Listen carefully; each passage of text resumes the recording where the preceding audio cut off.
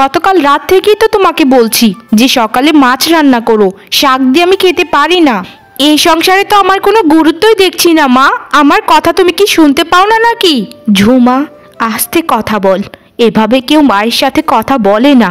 আর সকালে শাক খাওয়া স্বাস্থ্যের জন্য কতটা ভালো তুই কি জানিস? সারাদিন তো তুই আর পলি কোনো কাজই করিস না, ছোটটাকে দিয়ে সারাটা দিন গাদার মতো খাটাস। তোদের আর কি, শুধু খাওয়া আর ঘুমানো, সংসারের একটা কাজও তো তোরা দুজন করিস না। তোদের যদি কোনোদিন বিয়ে হয়, তোর শ্বশুর বাড়ির লোকজন আমাকেই তো বদনাম করবে যে মাটা কিচ্ছুই শেখায়নি মেয়েগুলোকে। কখন থেকে তোমার কথাগুলো শুধু শুনেই যাচ্ছি। মেজুর সাথে একটু মুখটা সামলিয়ে কথা বলতে পারো না মা? তোমার মুখ দিয়ে যা আসছে তুমি তাই বলে যাচ্ছ ওকে। আর কথায় কথায় আমাদের দু বোনকে ছোট করা একটু বন্ধ করো তুমি। পায়েলকে তো তোমরা কিছুই বলো না, শুধু আমাকে আর মেজুকেই বকাঝকা করো। চল রে মেজু, ওদের খাবার ওরা দু মামি মিলেই খাক, আমরা খাবো না, আমরা নিজেরাই রান্না করে খেয়ে নেব। আরে বড় আপা, মেজু আপা, তোমরা একটু দয়া করে শান্ত হও। তোমরা শুধু 10 মিনিট বসো, আমি তোমাদের জন্য তোমাদের পছন্দের খাবার রান্না করে নিয়ে আসছি, কেমন? আর তোমাদের দুজনের পাতের শাকগুলো আলাদা করে রেখে দাও, আমি পরবর্তীতে খেয়ে নেব। দেখলি মেজো, ছোটর কি আধিক্যতা, মনে হচ্ছে আমাদেরকে একদম উদ্ধার করে দিচ্ছে।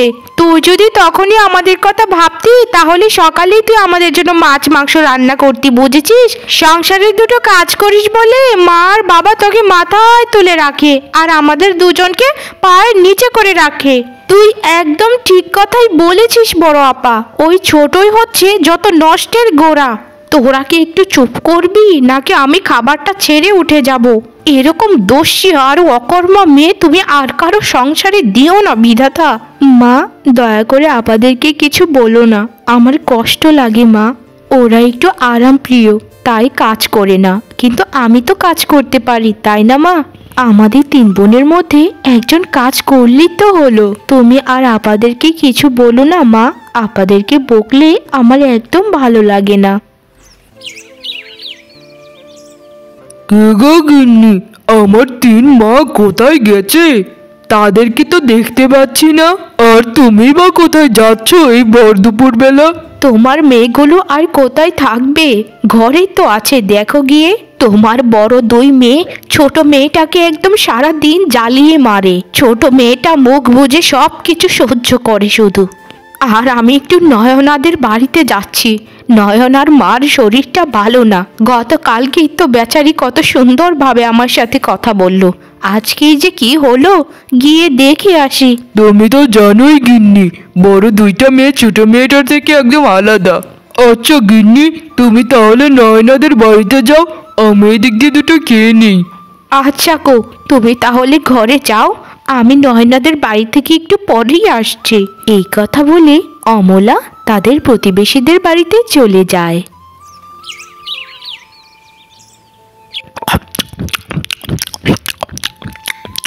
বাহ মা, তরকারিটা তো দারুণ হয়েছে। নিশ্চয় তুই রান্না করেছিস, তাই না মা? হ্যাঁ বাবা, আমি এটা রান্না করেছি। আর বাবা, তোমার জন্য তোমার সব থেকে প্রিয় খাবার পনিরের তরকারিও রান্না করেছি।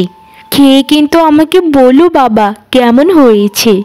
আমার ছোট মায়ের হাতের তরকারি লাজবাব।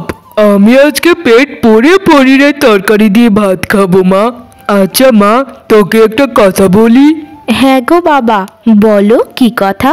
আচ্ছা মা, তোর বড় 2টা বোন তোকে অনেক জ্বালায়, তাই না? ওদের কথায় কিছু মনে করিস না মা, ওরা তো তোর বোনই, তাই না? বাবা, তুমি যে কি বলো না, আপারা যদি আমাকে কিছু বলে সেটাকে আমি শাসন হিসেবে ধরে নিই। বাবা, তুমি শুধু শুধু এসব নিয়ে চিন্তা করছো। চিন্তা কি আর সাধে করি রে মা? তুই যেভাবে আমাদের কথা ভাবিস ওরা তো একটুও ভাবে না। আচ্ছা মা, তুই সবসময় সাবধানে থাকিস, কেমন? আমাকে একটু পনিরের তরকারি তাড়াতাড়ি দে মা। পনিরের তরকারিটা দেখে জিভে জল চলে আসছে রে মা। হা হা হা। আচ্ছা আচ্ছা বাবা, আমি দিচ্ছি তোমাকে। আপা, তোমাকে এখানে কেন এনেছি জানো তো? বাড়িতে তো একটা মনের কথা বলারও জো নেই, চারিদিকে দেয়ালের কান পেতে থাকে। শোনো আপা, ওই দুষ্ট পায়েলের কিছু একটা ব্যবস্থা আমাদের করতেই হবে। ওর জ্বালায় বাড়িতে থাকাই যাচ্ছে না। এদিকে মা অপমান করে, ওদিক দিয়ে বাবা অপমান করে। সেটা কি আমি দেখছি না রে মেজো? সবই তো দেখতে পাচ্ছি রে। ওর একটা খুবই তাড়াতাড়ি শিক্ষা দিতে হবে, না হলে এই সংসারে আমাদের কোনো গুরুত্বই থাকবে না। বেশি হলে আজ রাতেই ওকে একটা শিক্ষা দিয়ে দেব আমরা দুজন মিলে। আজকে রাতটা হতে দে, বুঝলি তো মেজো? ওকে এমন শিক্ষা দেব যে জীবনেও ভুলবে না। ঠিক আছে আপা, আমি ওই রাতের অপেক্ষাতেই রইলাম। তুই দেখতে থাক মেজো, আমাদের দুজনের শত্রুকে কিভাবে আমি ঘায়েল করি। ওই পায়েল একটু আধটু কাজ করে নিজেকে অনেক বড় মনে করে, আর মা বাবা এদিক দিয়ে আমাদেরকে শুধু অপমান করে। আমি এমন একটা পরিকল্পনা করেছি যে কেউই ধরতে পারবে না যে পায়েল কোথায়। শুধু রাতটা হতে দে, আর রাতে একদম ঘুমাস না, কেমন?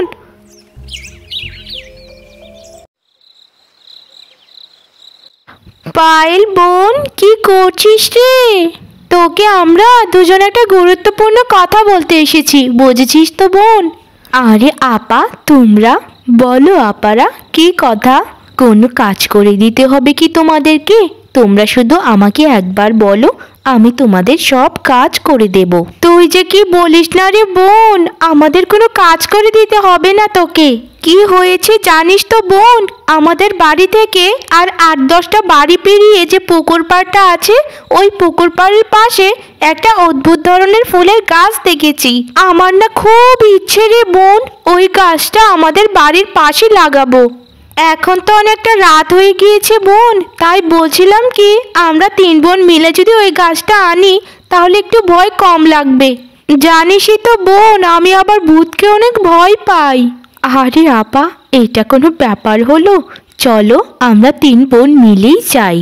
তোমারও তো অনেক পছন্দ হয়েছে ওই ফুল গাছটার, তাই নাও তো করতে পারি না, তাই না আপা? চলো আপা, আমরা এখনই যাই ওই ফুল গাছটা আনতে। আরে আমার প্রিয় ছোট বোন, দেখেছিস বড় আপা, ছোট আমাদের কথা কত ভাবে। তোকে অনেক ধন্যবাদ বোন আমাদের কথাটি রাখার জন্য। আচ্ছা আচ্ছা চল, দেরি হয়ে যাচ্ছে রে, দেরি হয়ে গেলে তারপর আবার মা বাবা টের পেয়ে যাবে। আচ্ছা বড় আপা, মেঝো আপা, তাই চলো। বড় 2 কোচক্রি বোন ছোট বোনকে ভুলিয়ে ভালিয়ে একটা ভয়ঙ্কর জঙ্গলের ভেতর নিয়ে যেতে শুরু করে। আপা, তোমার সেই ফুলের গাছটা কোথায়? আমি তো দেখতে পাচ্ছি না। আর এখানে তো কোনো পুকুরও দেখতে পাচ্ছি না, এটা তো গভীর জঙ্গল মনে হচ্ছে। জোনাকের আলোয় কিছু কিছু দেখা যাচ্ছে, মনে তো হচ্ছে এখানে কোনো পুকুর নেই। আরে বোন, এখানেই পুকুর আছে, আসলে অন্ধকার তো তাই দেখতে পাচ্ছি না। ইস মেঝো, মশালটা নিয়ে আসতে ভুলেই গেছি রে আমরা। শোন ছোট, তোর যদি একটু বেশি ভয় লাগে তাহলে তুই এখানে দাঁড়া, আমি আর মেঝো মিলে একটু খুঁজে দেখি। আমরা কিছুক্ষণ খুঁজলেই পেয়ে যাব, বুঝেছিস তো ছোট? তুই একদম চিন্তা করিস না। হ্যাঁ হ্যাঁ ছোট, তুই একদম চিন্তা করিস না, আমি আর বড় আপা মিলে খুব তাড়াতাড়ি ফুল গাছটা পেয়ে যাব। আচ্ছা আপা, তোমরা তাহলে ওদিক দিয়ে খুঁজো, আমি এদিক দিয়ে একটু খুঁজে দেখি যে ফুল গাছটা পাই কিনা। পায়েলের 2 বড় বোন মিলে পায়েলকে সেখানে একা রেখে তারা বাড়ির পথে রওনা হয়ে যায়। এভাবে বেশ কিছুক্ষণ কেটে যায়। ও মা, আমার 2 আপা যে কখন গেল, এখনো তো ফিরল না তারা।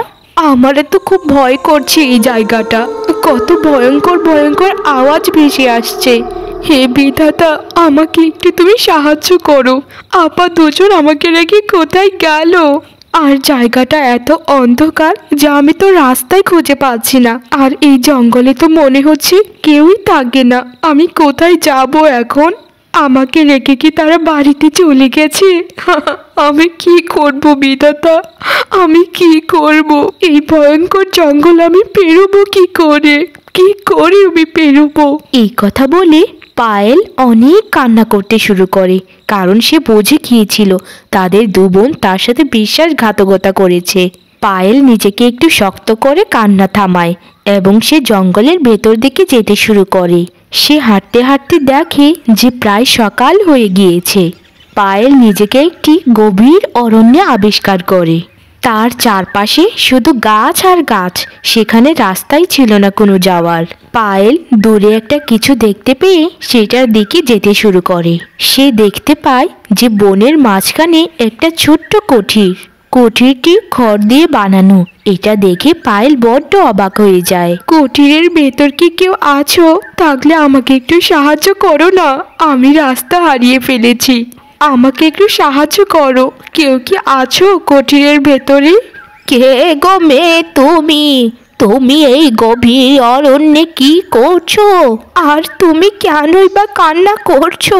কি হয়েছেটা কি তোমার, বলো তো মেয়ে? আমি এক অভাগী মেয়ে গো বুড়িমা। আমার দু বোন আমার সাথে বিশ্বাসঘাতকতা করেছে। মানে? আমি তো কিছুই বুঝতে পারছি না, খুলে বল তো ঘটনাটা। গতকাল রাতে আমার বড় দু বোন আমার ঘরে গিয়ে বলল যে তাদের নাকি একটা গাছ খুবই পছন্দের। তারা গাছ নেবার নাম করে আমাকে এই জঙ্গলে ফেলে রেখে গেছে বুড়িমা। আমি পথ হারিয়ে ফেলেছি বুড়িমা। আমি বাড়িতে কিভাবে যাবো বুড়িমা, বলো তুমি? আমাকে একটা রাস্তা দেখাও বুড়িমা, দয়া করে রাস্তা দেখাও। আমার মা বাবা বোধহয় আমার জন্য খুবই কান্নাকাটি করছে বুড়িমা। কিন্তু মেয়ে, এখানে তো একটি নিয়ম কানুন আছে, জানিস তো? কেমন নিয়ম কানুন বুড়িমা? আমাকে তুমি বলো, আমি সব শর্তে রাজি আছি। তবু তুমি আমাকে পথ দেখাও বুড়িমা। এখানের নিয়ম হচ্ছে, তুই যদি আমার সাথে থেকে কিছুদিন আমাকে তুষ্ট করতে পারিস, তবেই তোকে আমি রাস্তা দেখাবো বাড়ি যাওয়ার। তুই কি রাজি আছিস? হ্যাঁ বুড়িমা, আমি রাজি আছি তোমার কথায়। আমিও তোমার সাথে কদিন থাকতে চাই। আমি ওই ঘটনাটা ভুলতে চাই বুড়িমা। পায়েল ঘরে নেই মানে? কি বলছিসটা কি তোরা? পায়েল আমার কোথায় গেছে? আমাদেরকে ছেড়ে পায়েল কোথাও যেতে পারে না, কোথাও না। হে বিধাতা, আমার পায়েল মা কোথায় গেল আমাকে ছেড়ে? তারা দু বোন মিলে তাদের বাবা মাকে বলেছে যে পায়েল বাড়ি থেকে পালিয়ে গিয়েছে। তাদের মুখে এসব কথা শুনে পায়েলের মা বাবা পাগলের মতো কাঁদতে শুরু করে। তাদের শত্রু পায়েলকে তাদের বাড়ি থেকে তাড়াতে পেরে তারা দু বোন খুবই খুশি ছিল। ওদিক দিয়ে পায়েল বুড়িমার বাড়িতে থেকে খুবই কাজকর্ম করতে শুরু করে। সে বুড়িমার বাড়ি পরিষ্কার করে, রান্না করে। বুড়িমার সকল কাজকর্মই প্রায় পায়েল করে দেয়। এভাবে একটা মাস কেটে যায়। মা পায়েল, তোর ভালো ব্যবহার আর কাজকর্মে আমি তোর উপর খুবই সন্তুষ্ট। তোর মতো ভালো মেয়ে এই জগতে খুব কমই আছে রে। তুই এখন বাড়িতে যেতে পারিস রে মা, আমি তোকে আর আটকাবো না। তোকে আমি আশীর্বাদ করলাম রে মা, তুই জীবনে এত সুখী হবি যে তোর বোনেরা তোকে দেখে হিংসে করবে। না বুড়িমা, তুমি আমার বোনদেরকেও আশীর্বাদ করো যেন তারাও সুখে থাকে। আচ্ছা বুড়িমা, আমাকে তুমি রাস্তাটা এখন দেখাও, আমি বাড়িতে যাই। কতদিন ধরে মা বাবাকে দেখি না বুড়িমা, জানি না মা বাবা কেমন আছে। তুমিও আমার সাথে চলো না বুড়িমা, আমরা সবাই মিলে একসাথে থাকবো। না, এ হয় না রে মা, তুই আগে যা, তারপর তোকে যখন ভীষণ মনে পড়বে তখন আমি তোর সাথে গিয়ে দেখা করে আসবো, বুঝেছিস? এই নে পায়েল, তোর সততা আর ভালো আচরণের পুরস্কার। তোর পরিবার আর তোর সারা জীবনের দুঃখ ঘুচে যাবে রে পায়েল। এই মোহরের বালতি কোনোদিনও খালি হবে না। আর তুই যদি কোনোদিন বিপদে পড়িস তাহলে আমাকে 3 বার বুড়িমা বলে ডাক দিস, আমি সাথে সাথেই হাজির হব। আচ্ছা বুড়িমা, তোমার এই ঋণ আমি কোনোদিনও শোধ করতে পারবো না। তুমি অনেক ভালো থেকো বুড়িমা, অনেক ভালো থেকো। আমি এখন একটা মন্ত্র পড়ব, যেই মন্ত্রে তুই একদম তোর ঘরের সামনে গিয়ে পৌঁছাবি। এরপর বুড়িমার মন্ত্রে পায়েল সেই জঙ্গল থেকে একদম তার ঘরের সামনে এসে হাজির হয়। পায়েলকে তার মা বাবা দেখে খুশিতে পাগল হয়ে যায়। পায়েলের মা বাবা পায়েলের হাতে এরকম স্বর্ণভর্তি বালতি দেখে বড্ড অবাক হয়ে যায়। এরপর আস্তে আস্তে পায়েল সকল ঘটনা তার মা বাবাকে খুলে বলে। বোনদের বিশ্বাসঘাতকতার কথা পায়েল একদম বলেনি। সে অন্য একটা ঘটনা বানিয়ে বানিয়ে তার মা বাবাকে বলে। পায়েলকে দেখে যেন তার মা বাবা জীবন ফিরে পায়। পায়েলের সাথে ঘটা অদ্ভুত ঘটনাটি তারা দুই বোন মিলে জানালার পাশ থেকে সব শুনছিল। এতে তারা পরিকল্পনা করে যে তারাও সেখানে যাবে। যেই কথা সেই কাজ, তারা দু বোন মিলে খুঁজতে খুঁজতে সেই বুড়ির বাড়িতে গিয়ে হাজির হয়। এই বুড়ি, আমার বোনকে তুই কি দিয়েছিস রে? ওই স্বর্ণবর্তী বালতি আমাদেরকেও দে তাড়াতাড়ি। হ্যাঁ হ্যাঁ বুড়ি, তাড়াতাড়ি দে ওই স্বর্ণবর্তী বালতি, না হলে কিন্তু আমরা দুজন মিলে তোকে শেষ করে দেব। ও, তোরাই সেই বিশ্বাসঘাতক বোন, তোদের বালতি চাই তো, দাঁড়া। এই নে, সারা জীবন তোদের মুখ এরকমই কালো হয়ে থাকবে। তোদের মুখ কালো করেছি কেন জানিস? কারণ তোদের হৃদয় কালো, তাই। তোদের জীবনটা নেওয়ার আগে এখান থেকে দূর হয়ে যা। এটা কি করলে তুমি আমাদের সাথে? আমাদের মুখগুলো এরকম কালো করে ফেলেছো কেন? দয়া করে আগের মতো করে দাও। হ্যাঁ হ্যাঁ, দয়া করে আগের মতো করে দাও আমাদের মুখগুলো। আমরা জীবনেও এরকম করব না। আমাদের মুখগুলো ঠিক করে দাও, আমরা সমাজে মুখ দেখাবো কি করে? তোদের রূপ কোনো দিনও আর ফিরে আসবে না। যেদিন তোদের মন আকাশের মতো সাদা করতে পারবি, সেদিনেই তোদের এই রূপ ফিরে আসবে। হা হা হা হা হা।